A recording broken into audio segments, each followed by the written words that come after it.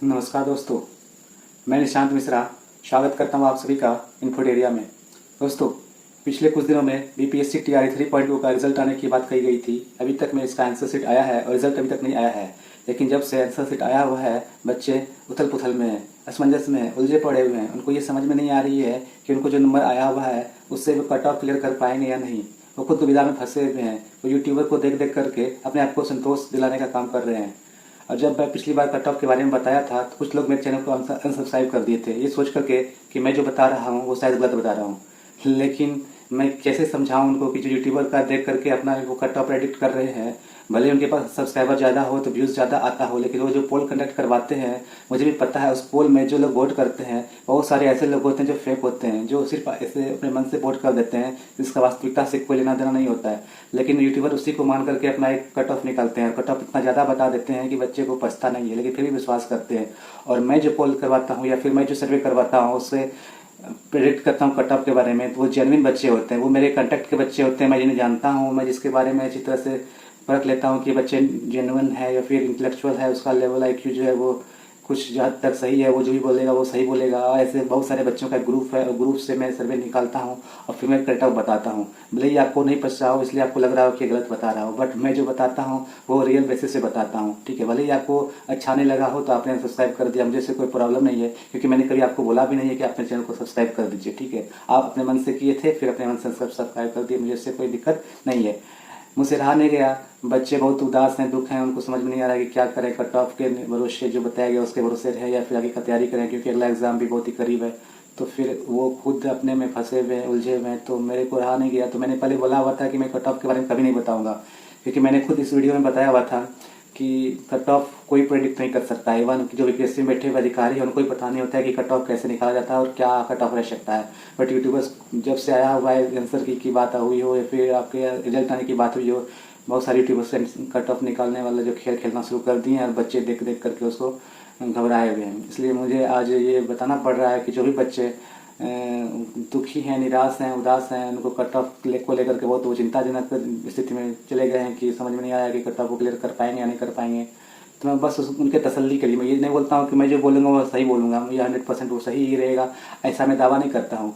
But मैं जो cut off बताऊँगा आज के लिए, आज का जो बताऊँगा मैं वो सिर्फ इंग्लिश विषय का बताऊँगा। इंग्लिश के लिए वो क्लास 9th 10th और 11th 12th के लिए, क्योंकि पिछले वीडियो में मैंने 6 to 8 के लिए बताया हुआ था। और मेरा मानना है कि कट ऑफ उतना ही जाएगा। बाकी आप लोगों का क्या मानना है वो आप लोगों को पता होगा, यूट्यूबर क्या मानते हैं उनको पता होगा। बट न मैं यूट्यूबर को देखा हूँ नहीं, मैंने आप लोगों का कुछ जो अपने में बता रहे हैं, अपने में सोचा उसके बारे में नहीं, कुछ नहीं सोचा, नहीं कुछ देखा हूँ। मेरे सर्वे के द्वारा जो निकल कर के आए, मैंने कुछ सर्वे करवाए, उसमें कुछ वोटिंग हुए, उससे जो निकल कर के आए, उससे जो पता चला मुझे, और ये मैं अपने एक्सपीरियंस के बेसिस पे निकालूं क्या, क्योंकि पिछले बार भी ऐसा ही हुआ था कि मैंने टीआरई 2 का जो भी कट ऑफ बताया था एग्जैक्ट आया था, एक नंबर भी इधर उधर नहीं गया था। जो भी मैंने बताया था वो जनरल कैटेगरी और ईडब्ल्यूएस के लिए तो बिल्कुल सेम गया था। ओबीसी में एक नंबर का फर्क था, बाकी बाद SC ST का कुछ अंतर हो गया था। बट जनरल में जो मैंने बताया था वो एग्जैक्ट गया था। इसलिए मुझे भरोसा इस बार भी है कि मैं जो बताऊंगा वो रियल रहेगा, और रियल इतना रहेगा कि जितना मैं बताऊंगा रेंज तो मैं 1-2 नंबर का दूंगा ही, आगे पीछे हो सकता है। तो उसके बीच में ही आपको अगर आ रहा हो तो मान के चलूँ कि मेरा पता है वो कट ऑफ सही निकलेगा।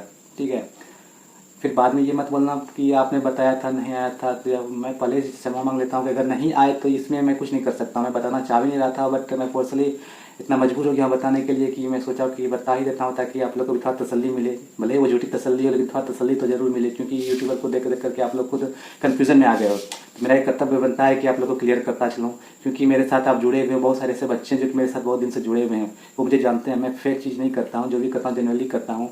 और जो मुझे नहीं जानते हैं वो मुझे कुछ भी समझें, उससे मुझे कोई फ़र्क नहीं पड़ता है। मैंने जो वीडियो डाला वह या फिर मैं जो वीडियो डालूंगा हो सकता है कि कोई व्यूज़ नहीं जाए, कोई बच्चे नहीं भी देखे, बट मैं व्यूज़ और सब्सक्राइबर के लिए मैं नहीं बनाता हूँ। मैं सिर्फ इतना समझता हूँ कि अगर एक भी बच्चा को अगर उससे कुछ तसल्ली मिल जाए, संतोष मिल जाए, तो मेरा बनाना जो है वीडियो वो सफल हो जाएगा। क्योंकि मैं हमेशा से उनकी प्रॉब्लम को सुनता हूँ और उसके प्रॉब्लम को दूर करने की कोशिश भी करता हूँ। तो उम्मीद करता हूँ कि आज का वीडियो देख करके आप लोग को भी कुछ तसल्ली मिले, कुछ संतोष मिले। तो बता रहा हूँ आज का कट ऑफ, आज का मतलब कि क्लास 9th 10th इंग्लिश के लिए क्या कट ऑफ जा सकता है उसके बारे में थोड़ा चर्चा कर लेते हैं। जैसे कि हमने वोटिंग करवाया था तो बहुत सारे ऐसे बच्चे थे जिनका कट ऑफ मार्क्स इस तरह निकल करके आ रहा था जैसे कि वो पहले से तैयारी कर रहा हो या फिर बहुत अच्छा नंबर ला रहा हो। तो मैं उनको एक्सेप्शनल केस में रखता हूँ। ऐसा नहीं है कि मेरे द्वारा पोल कराए गए में बच्चे जो थे वो गलत वोटिंग नहीं किए हैं, वोटिंग तो वो सही किए हैं और गलत भी किए हैं, दोनों किए हैं। बट मुझे पता है कि कौन जो वोटिंग कर रहे हैं वो गलत कर रहे हैं और कौन सही कर रहे हैं, तो इसलिए मैं समझ सकता हूँ कि क्या सही और क्या गलत है और कौन कौन जेन्युइन बच्चे हैं। ठीक है, क्योंकि मुझे इतना परख तो हो गया है कि मैं किसी को भी देख करके और फिर उसका जितना भी वोटिंग सिस्टम रहता है वो मैं समझ सकता हूँ कि किसका फेक और किसका जेन्युइन है। और जिनको मैं रियली में जानता हूँ, कुछ बच्चे इंटेलिजेंट हैं, सच में उनका नंबर आया है, तो बहुत ऐसे बच्चे हैं कि जिनको बहुत ज़्यादा नंबर आया है, बहुत ऐसे बच्चे हैं जिनको बहुत कम नंबर आया है, और बाकी के जो स्टूडेंट्स हैं उनको बीच में नंबर आया है।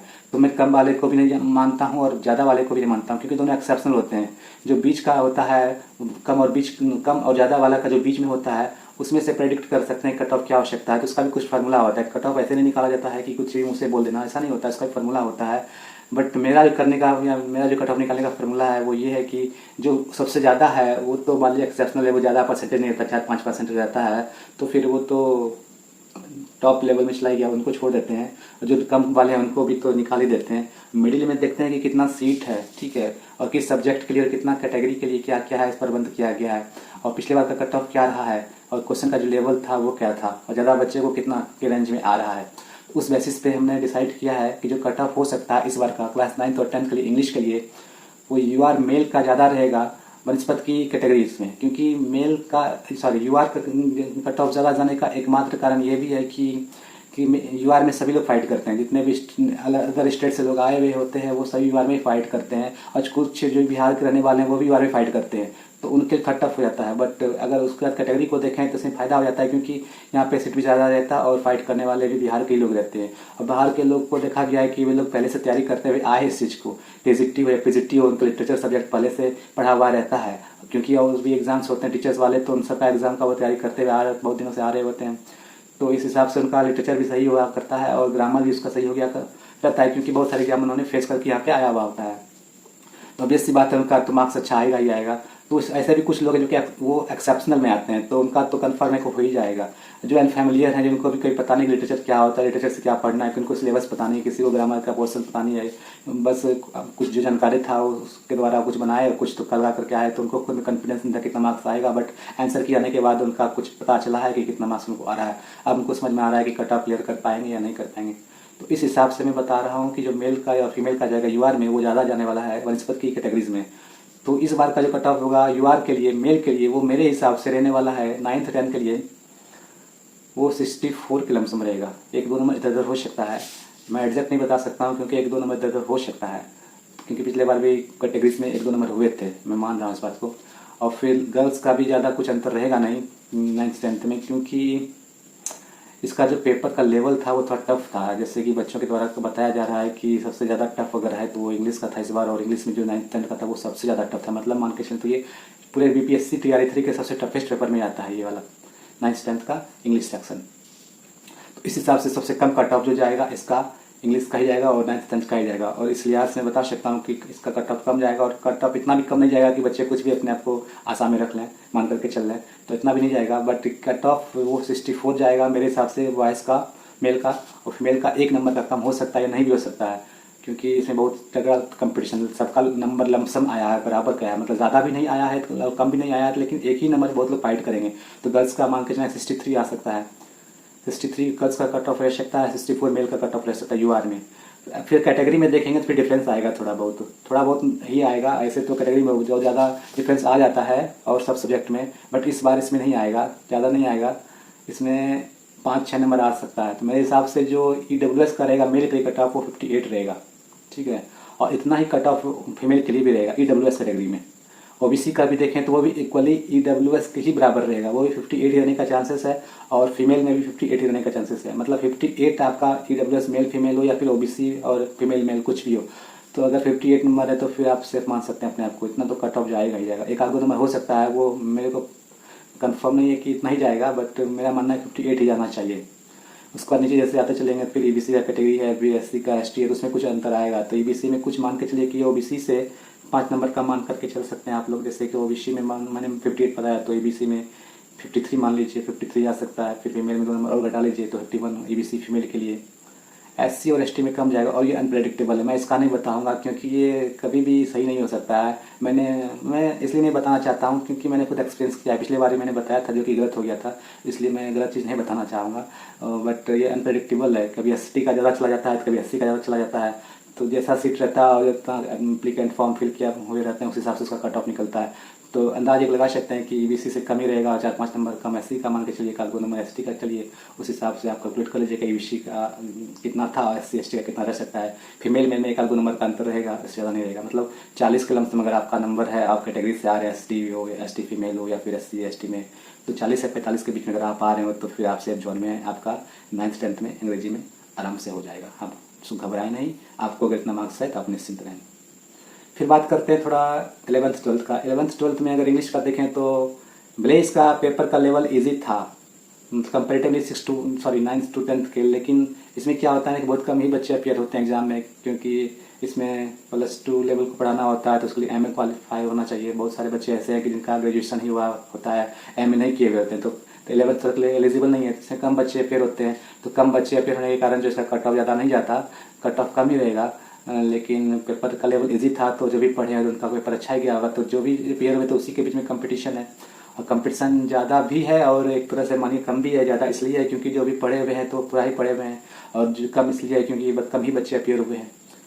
तो इस लिहाज से अगर हम देखें तो इसका भी कट ऑफ जो है वो लमसम जाएगा इसी के, मतलब कि जितना 9th 10th का कट ऑफ जाएगा उससे मान के चलिए कि 2 नंबर 3 नंबर कम ही जाएगा इसका कट ऑफ। और कम जाने का मतलब ये है कि भले ही पेपर इसका इजी आया हो बट कंपटीशन भी तो कम है, इसमें बच्चे भी तो कम है, इसलिए मैं कह रहा हूँ कि इसका जो है कट ऑफ कम ही जाएगा।